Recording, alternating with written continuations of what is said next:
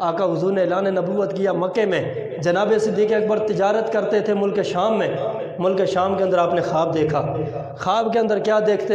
آسمان سے ایک نور کا مینارہ مکہ کے اندر اترتا ہے۔ یہ صدیق اکبر ملک شام کے اندر خواب دیکھ رہے ہیں کہ آسمان سے ایک نور کا مینارہ مکہ کے اندر اترتا ہے، پھر اس نور کی کئی شعائیں نکلتی ہیں، مختلف حصوں میں بٹتا ہے، اور پھر مختلف گھروں کے اندر وہ نور کی ٹکڑے پہنچتے ہیں۔ جناب صدیق اکبر فرماتے ہیں پھر وہ سارے نور کے ٹکڑے جمع ہوتے ہیں، ایک جگہ جمع ہو کر جڑ کر میرے گھر کے اندر آ جاتے ہیں۔ فرماتے ہیں جو ہی وہ نور مکمل ہو کر سارے ٹکڑے جڑ کر وہ نور مکمل ہو کر میرے گھر میں آیا، میں نے گھر کا دروازہ بند کر اس کو نور کو محفوظ فرما لیا تھا، میں نے اس نور کو محفوظ کر لیا۔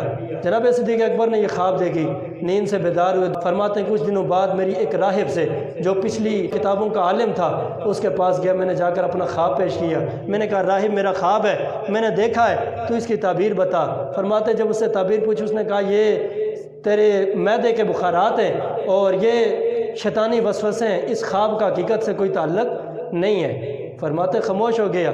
پھر چند دنوں کے بعد بحیرہ راہب سے میری ملاقات ہو گئی، ایک اور راہب سے ملاقات ہوگی۔ فرماتے میں نے اس سے پھر اپنا خواب بیان کیا۔ میں نے کہا بحیرہ راہب میں نے یہ خواب دیکھا، میرے خواب کی تعبیر بتاؤ۔ بولو سبحان اللہ۔ جناب سیدنا صدیق اکبر رضی اللہ تعالیٰ عنہ فرماتے میں نے بحیرہ راہب کی بارگاہ میں اپنا خواب پیش کیا ہے۔ بحیرہ راہب میرے خواب کی تعبیر بتا دو۔ وہ کہنے لگا ہے ابو بکر اگر یہ خواب واقعی تیرا خواب ہے، اگر واقعی یہ خواب تو نے دیکھا ہے، پھر آ سن میں تجھے بتاتا ہوں تیرے خواب کی تعبیر کیا ہے۔ فرماتے وہ کہنے لگا اے ابو بکر تیرے خواب کی تعبیر یہ ہے، یہ جو تو نے نور آسمان سے مکے میں آتے ہوئے دیکھا ہے یہ کوئی عام نور نہیں ہے، یہ نور نبوت ہے، یہ نور رسالت ہے، یہ نبی آخر زمان کا تاجدار ختم نبوت کا نور ہے۔ اور یہ جو نور کے ٹکڑے نور کی شعائیں مختلف گھروں کے اندر جا رہی ہے، اس کا مطلب یہ ہے وہ نبی مکہ کے اندر آئے گا، مکہ کے اندر آ کر اپنے نبوت کے نور کو، نبوت کے فیض کو پوری کائنات کے اندر بانٹے گا، مختلف لوگوں تک وہ نور پہنچے گا۔ ان میں سے کچھ وہ ہوں گے جو اس نبوت کو تسلیم کر لیں گے، کچھ وہ ہوں گے جو نبوت کا انکار کر کے نبی کا کلمہ نہیں پڑھیں گے، نبی کو نہیں مانیں گے۔ فرمایا اے ابو بکر تجھے رب العالمین یہ سعادت یہ شان اور کمال عطا فرمائے گا، تو دنیا میں اس نبی کا وزیر اور مشیر ہوگا، اور اس نبی کے وصال کے بعد تو ان کا خلیفہ اور جانشین ہوگا۔ اللہ اکبر۔ جناب صدیق اکبر نے اپنے خواب کی تعبیر سنی۔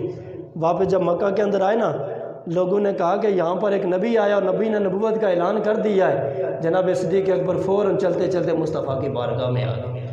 چونکہ تعلق ربط دوستی پیار کا رشتہ تو بچپن سے ہی تھا، حضور کے ساتھ اٹھتے بیٹھتے ہیں، بچپن سے حضور کے ساتھ ہی تھے۔ اب حضور کی بارگاہ میں آئے، ذرا حضور سے بھی پتہ کر کیوں کہ حقیقت کیا ہے۔ جناب صدیق اکبر بارگاہ مصطفیٰ میں آئے، آ کر عرض کرتے ہیں یا محمد، اے محمد مصطفیٰ سنا ہے آپ نے نبوت کا اعلان کیا، کیا یہ بات ٹھیک ہے؟ فرما ہاں میں نے نبوت کا اعلان کیا ہے، ہاں میں نے نبوت کا اعلان کیا ہے۔ ابو بکر صدیق عرض کرتے ہیں اے محمد مصطفیٰ اگر آپ نے اعلان نبوت کی ہے کوئی ثبوت بھی ہے نبوت پر، کوئی دلیل بھی ہے نبوت پر؟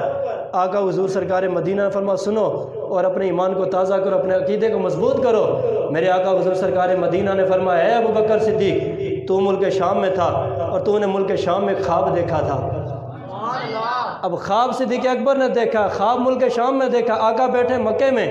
آقا نے فرمایا اے صدیق اکبر تو نے ملک شام میں خواب دیکھا ہے کہ آسمان سے ایک نور کا مینارہ مکہ کے اندر اترتا ہے۔ فرمایا اے صدیق اکبر پھر تو راغب کے پاس گیا اور جا کر تو نے خواب بھی پیش کی، خواب کی تعبیر بھی پوچھی اور تجھے یہ تعبیر بتائی گئی کہ جو نور تو نے دیکھا ہے وہ نبوت کا نور ہے۔ اگر یہ واقعی تو نے خواب دیکھا ہے، اگر یہ بات میں ٹھیک بیان کر رہا ہوں تو پھر یہی میری نبوت کی سب سے بڑی دلیل ہے۔